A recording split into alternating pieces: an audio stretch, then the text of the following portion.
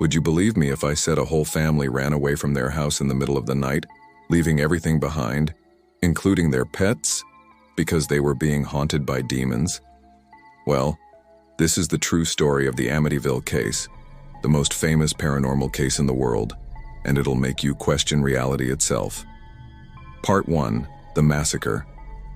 On November 13, 1974, 23-year-old Ronald DeFeo Jr., known as Butch, left his home at 112 Ocean Avenue in Amityville, New York.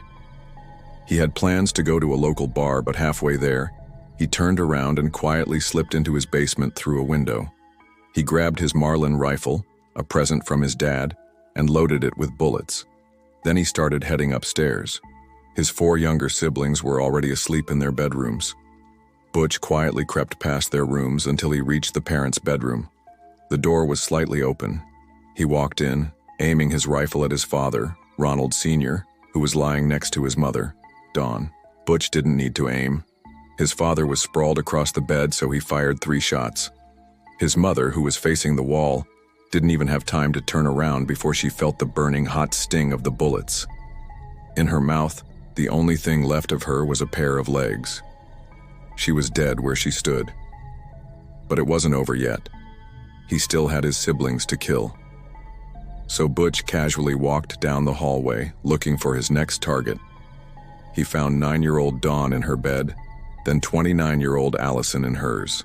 After that, he moved on to his brother Michael, who was 23 years old, and shot him as he slept. Lastly, he walked into his sister Mary Beth's room and killed her too. The following morning, Butch went to a nearby bar. It was like any other day, just a little louder than usual. When he got home, he called the police. He told them he'd come home to find everyone dead, which was a lie.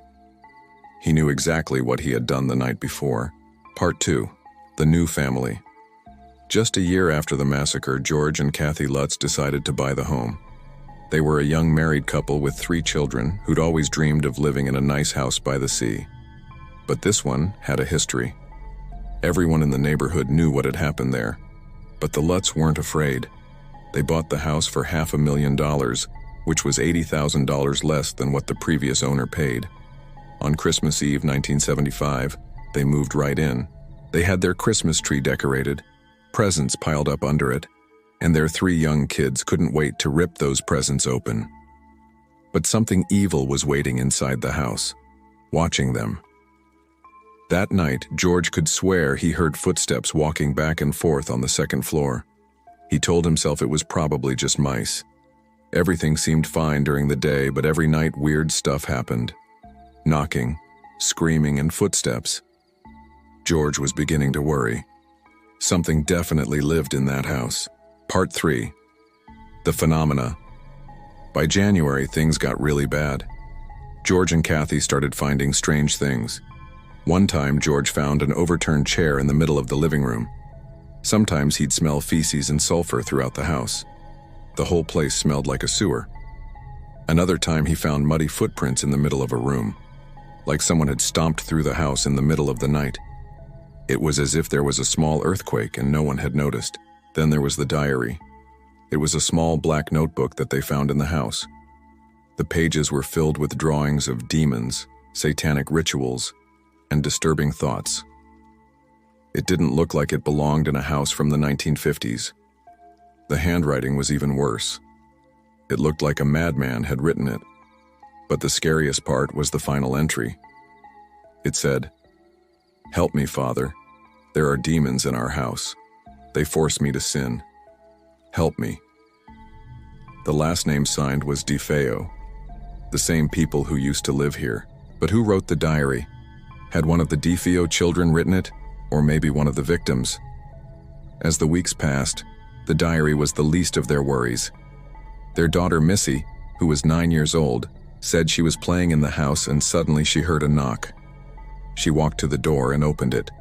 Standing there was a giant pig with dripping fangs and bloodshot eyes. Startled, Missy ran and hid. The pig walked in and stared at her parents, then walked back out. When George and Kathy questioned her, she told them it wasn't a pig, but a creature named Jody, and it wasn't friendly. One day, George was working on some paperwork when he suddenly felt freezing cold. He looked at the clock. It was exactly 3:15 a.m., the exact time the massacre happened. George tried to shake off the feeling. Maybe it was just the air conditioning. But day after day, he woke up at 3:15 a.m. He felt empty, angry, and violent. It was as if the house was slowly taking over his mind and turning him into a monster. George was scared. What if he snapped? What if this house was driving him crazy? Part 4. The Exorcism. After 6 months of living in the house, George couldn't take it anymore.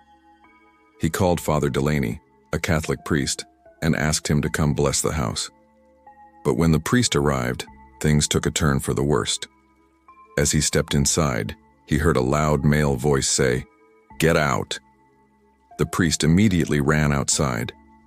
As soon as he touched the grass, he felt scratches, wounds, and a choking sensation. He called the police, but they found nothing. Father Delaney was the only one who knew what had happened. But the longer the priest stayed, the more harm he suffered. Strange marks appeared on his body. He felt unseen hands grabbing his feet, trying to pull him into the house. He couldn't take it anymore. He ran to his car and drove away as fast as he could. George and Kathy were devastated. They wanted to raise their kids in a nice house by the ocean, not a haunted house with a history of violence. Part 5. The Escape. On the last night in the house at around 4 a.m., George woke up. He could hear heavy footsteps, furniture moving, and screams in the walls. He shook Kathy awake. She thought it was another nightmare.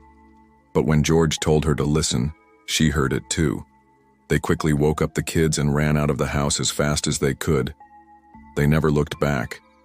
They left everything behind: photos, clothes, toys, and even their pets. They just ran. They never went back.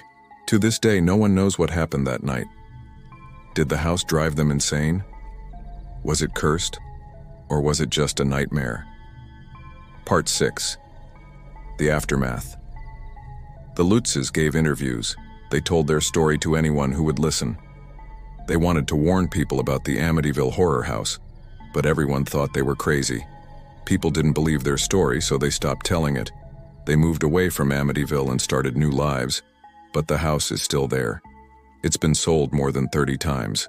There have been rumors that a caretaker found strange symbols carved into the basement floor. But the most common story comes from 1977, when a new owner moved in. He and his girlfriend were hanging out in the basement when they heard footsteps above them. They thought it was mice, but then the footsteps came closer and closer. Right as they reached the basement door, the footsteps stopped. But it didn't stay that way for long. Over the years, owners have claimed that doors opened and closed on their own. Some even claimed that they saw ghosts. Could it be that this house is cursed? To this day, no one can stay there for long. Every few years, there's a new owner. Could it be that the house drives people insane? Do you want a part 2 of this series? Let me know in the comments. Put "I'd be brave" if you would live in that house.